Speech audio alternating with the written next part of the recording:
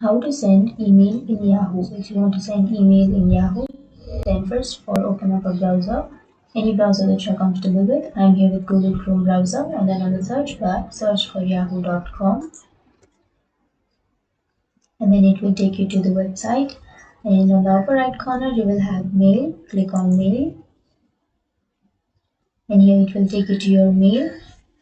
So to write or to send mail in Yahoo, on the upper left corner you will have a compose option. Click on compose. Under this too, you have to enter the person's email address to whom you want to send.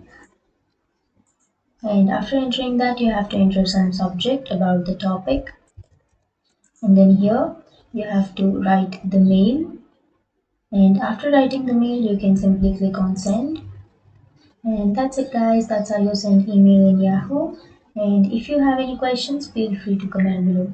Thanks for watching.